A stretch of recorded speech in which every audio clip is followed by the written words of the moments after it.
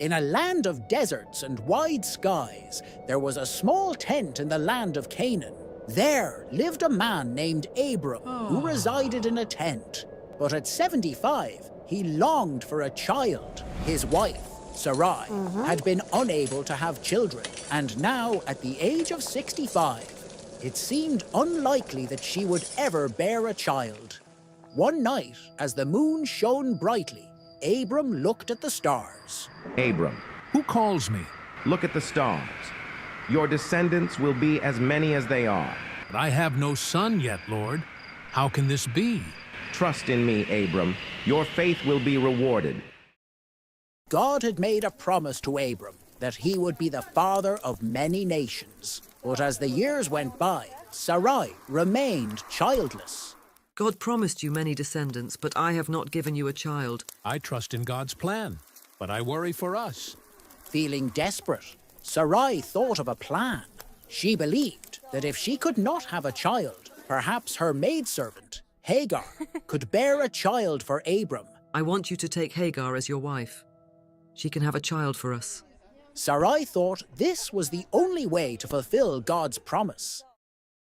Hagar became pregnant, but Sarai felt a deep jealousy growing inside her.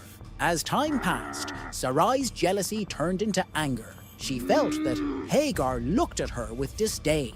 She confronted Hagar, and their relationship became strained. Overwhelmed by all the harsh treatment, Hagar decided to run away. She fled into the wilderness, seeking safety and comfort for herself. In her moment of despair, Hagar sat by a well in the wilderness. Suddenly, an angel of the Lord appeared to her. The angel brought her comfort and told her that God had heard her cries. He told her that God has a plan for her, and she should return to Abram and Sarai. Hagar, do not be afraid. You will have a son, and you will name him Ishmael. He will be a great nation, for that is God's plan. Filled with new strength and hope, Hagar returned to Abram and Sarai. By the way, if you find any of these videos interesting or enjoyable, please consider subscribing. These take a long time to make, and it really helps out. After many years, God appeared to Abram at the age of 99. I am God Almighty. Walk before me and be blameless. I will make my covenant between me and you, and I will multiply you greatly. God then spoke to Abram, saying, You shall no longer be called Abram, but your name shall be Abraham. For I have made you the father of a multitude of nations. This name change signified a new identity and purpose for him. I will make you exceedingly fruitful, and I will make nations of you, and kings shall come from you. God then spoke to Abraham about Sarai. He said, As for Sarai, your wife, you shall not call her name Sarai, but Sarah shall be her name, for I will bless her, and she shall become nations. Kings of peoples shall come from her. Abraham fell on his face, worshiping God. He was filled with joy and gratitude for the promises made to him and his wife. One day, as Abraham sat at the entrance of his tent, 3 angels appeared to him. Recognizing their divine nature, he hurried to offer them hospitality. My Lord, please stay a while and let me prepare a meal for you. Very well. We will stay. The angels shared God's promise with Abraham, saying, I will surely return to you about this time next year, and Sarah your wife shall have a son. As the angels shared the promise of a son, Sarah, hidden within the tent, overheard their words. She couldn't help but laugh softly to herself, filled with disbelief at the thought of bearing a child in her old age. The angel, perceiving her laughter, turned to Abraham and asked, Why did Sarah laugh? Is anything too hard for the Lord? As the months passed, Sarah's belly grew.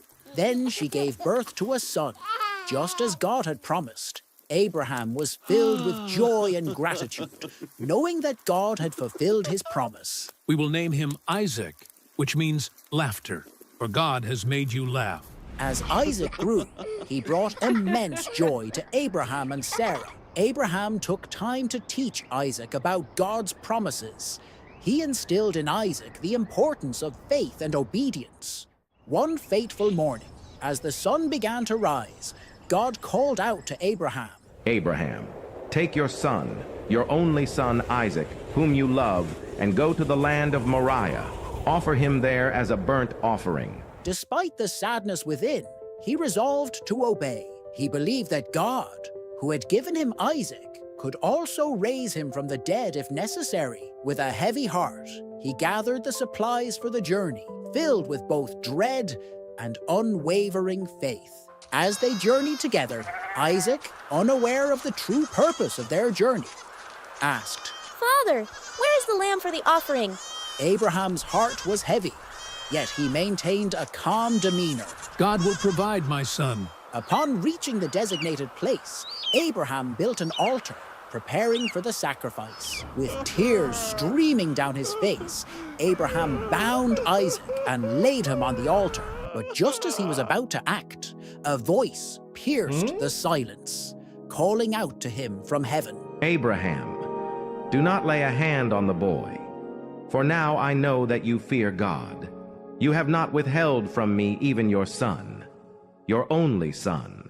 Abraham's heart soared with relief as he looked up and saw a ram caught in the thicket by its horns. God had provided a substitute for Isaac, demonstrating his mercy and faithfulness.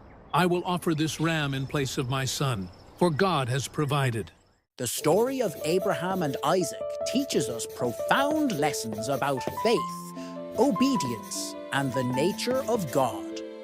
It reminds us that true obedience often requires us to surrender our deepest desires and fears to God, trusting that He knows what is best for us.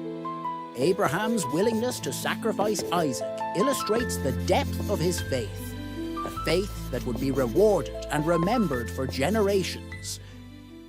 If you haven't subscribed yet, please don't forget to do so. It really helps us continue providing you with amazing videos like this.